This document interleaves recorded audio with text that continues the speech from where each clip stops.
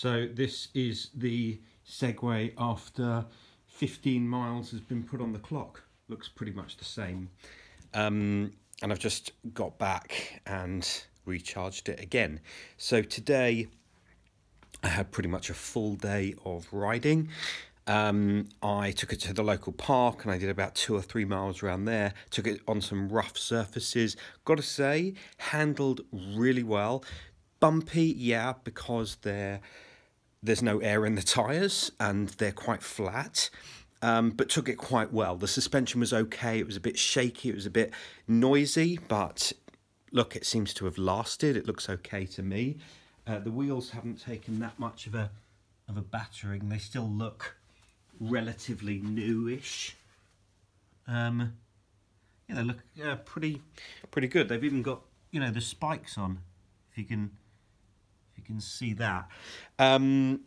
It's handled actually really well. The battery went down. Now the weather today has been freezing cold, so I was expecting the battery to kind of ebb away because I was riding it in super mode, super speed mode, the third and fastest mode, riding it about 15 miles an hour.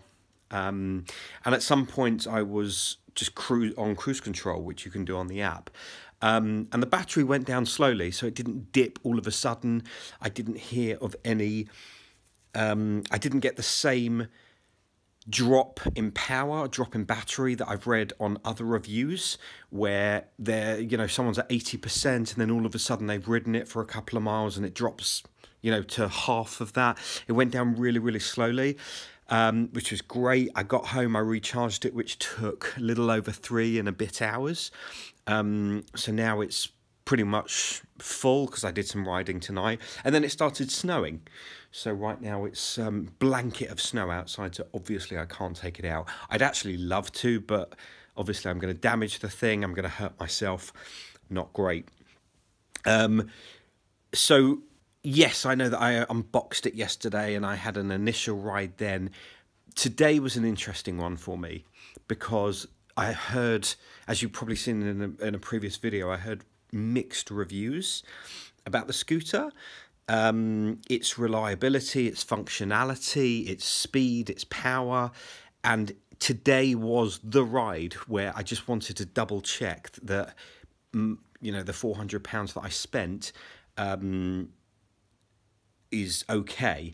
Right now, I mean, yes, I know I've only had it for a day and I'm praying it doesn't break tomorrow. That would be amusing, not for me. But right now it's pretty good. I said yesterday that the stand here wasn't kind of big enough, and I was talking about my size 9s. So just to give you a comparison, a length comparison for you that have ordered this scooter or thinking about ordering the Ninebot ES2. This is a size 9 shoe. So there's definitely not enough room for 2 on there, right? So you literally have to be there because that's where it goes up. You see. So you literally have to ride like that. And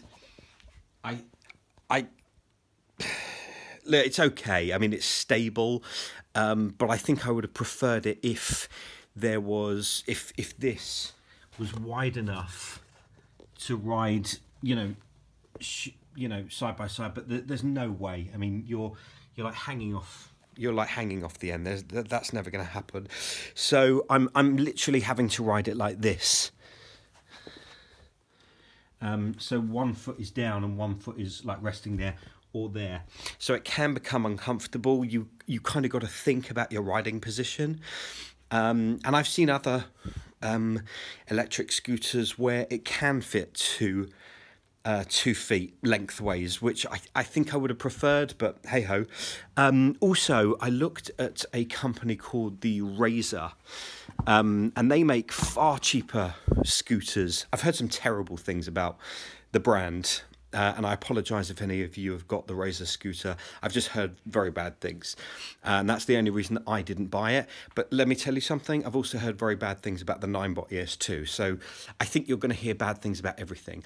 What I will say in the in the other scooter's defence is that the stand here is like twice as wide. So you can literally comfortably put both of your feet together and ride the thing. So I think I would have enjoyed that. But anyway, there's no real teething problems as yet. The speed seems constant. The build-up is very good. I'm glad that I worked out yesterday that there's 3 speed modes: slow, medium, and fast. A couple of things. When you kick down the scooter, when you use this, just be mindful of the fact if you tip these handlebars forward and then kick and then undo that, it undoes much easier. So for example, if the scooter's like this and you try and fold the handlebars just by kicking this lever, it's not gonna, it's really, really difficult to work. If you tilt, if you push, you can't see, but I'm pushing the handlebars forward and then press that, it collapses really, really simply. Like I said yesterday about carrying the Ninebot ES2, the weight of it, I carried it for quite some distance today because I was going over rough terrain or grass and I didn't want to ride it over muddy grass for obvious reasons. And it's a real bastard. I must have carried it for about half a mile today, and you can't get a proper grip on it. You are holding it like you would a toolbox, you know. It's the best way that I can describe it, like a toolbox, and it weighs a fucking ton. So it doesn't weigh a ton. I think it's like 20 kilograms or 23 kilograms. But let me tell you something: when you're carrying that for more than 100 meters, yes, it's a lot of weight. As of right now, the thing is 24 hours old. I'm happy. I'm going to do another video tomorrow, and then I'm going to space it out. So I'll do another video tomorrow because I'm going to do more and more riding. And I wanted this to be videos that you could see what it's actually like living with. Because I've seen a couple of the videos on YouTube. There's an unboxing, and then there's, you know, here's me after 250 kilometers and one at 500 kilometers. That's fine, and I'm going to do that, but I think it's also important if you're going to buy one of these or considering buying one of these, what it's like the initial phase. Does it get boring? Right now, I'm not bored of it, right? I'm not amazed. The speed, 15 miles an hour, is okay. I really want... I would love it to go 20 or 25.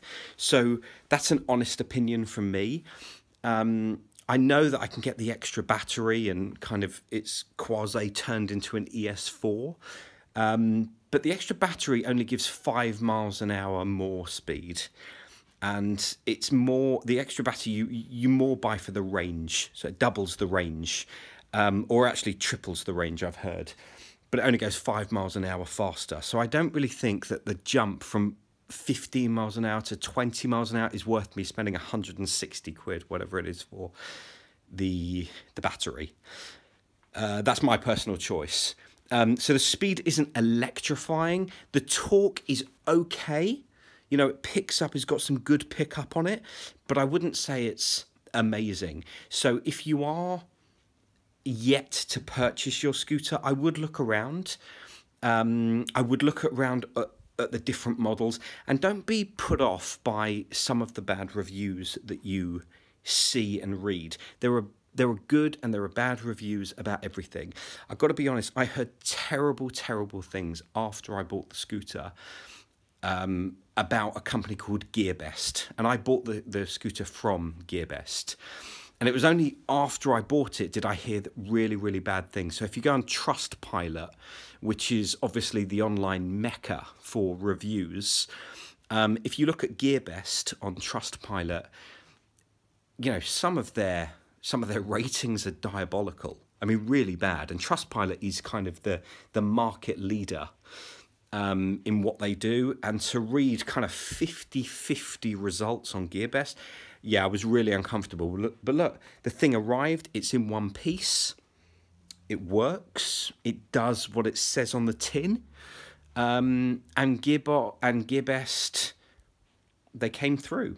So I don't know what's happened to other people who haven't received their packages, but for me, I guess maybe I just got lucky. I don't know, but thankfully I did, because this is a lot of money. It's a high-ticket item, and to not receive it, that's actually the exact reason why, if you are thinking about buying something like this, you need to buy it on credit card. Okay, so just that you're covered. Just think about that. You know, if you haven't got a credit card, that is what it is, and you have to use a debit card, fine. But if you can, Jesus, put it on your parents' credit card or your best friend's credit card and give them the money. Honestly, it's well worth just for the security. What else can I tell you? The app I've started to use more and more is quite brilliant. I love the fact that you can change like the multitude of colours under the scooter.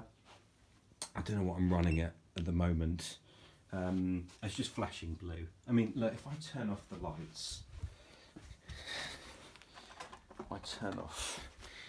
lights, so you get a better, view of it. I mean, look at that. That just looks sick.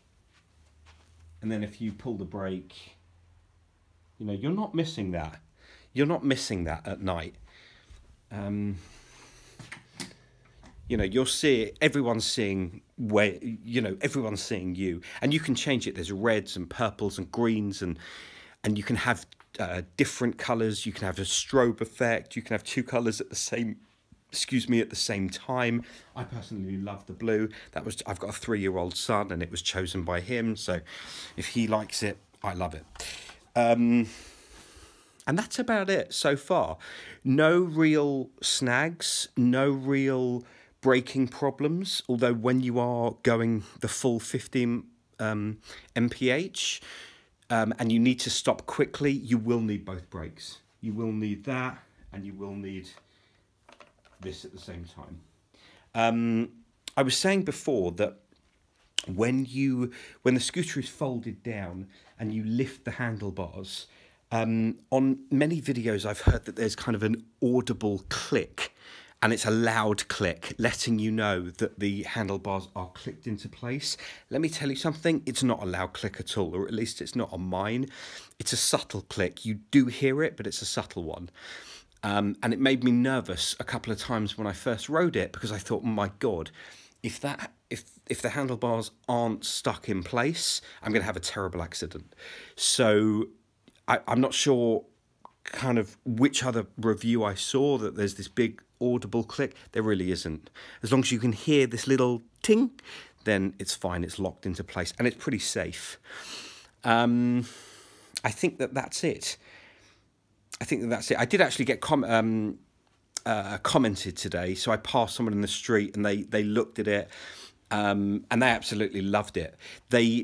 Because I thought, as I was riding towards them, it was in the park, I actually thought they were going to have a go at me because I was on the same footpath. And as I told you, these things are illegal in Great Britain. But she was absolutely fine with it. I wasn't riding dangerously. I had a helmet on, which is very, very important, guys. I mean, you can fall off at little speed, and God forbid you hit your head. It could be really serious. You don't have to hit your head that hard. So wear a helmet. Okay, it's the best advice. It's the best advice I can give you. Anyway, so she was absolutely fine with it. Loved the look of it. Didn't think I was riding dangerously. Actually, she'd never heard of an electric scooter. She was kind of blown away by the whole concept. But that's it. So I'm going to do another video, maybe tomorrow, maybe in a couple of days, because it's snowing here, as I said. So I'm not sure whether I'll get to ride it again tomorrow. And then I'll do like a 50-mile review and a 100-mile review and a 250 review. And there won't be thousands of these posts, but I am trying to build a YouTube kind of presence, because I'm going to experiment and try out more and more products. So I'd love it if you can give this a like and subscribe. And I've got 0 subscribers at the moment, but I'm just trying to build a channel. But thanks for bearing with me. Apologies if it's been a little boring, but I'm I'm in love with the thing. So right now I'm one very, very happy customer. Hopefully it will stay that way. Thanks for listening, guys. Bye.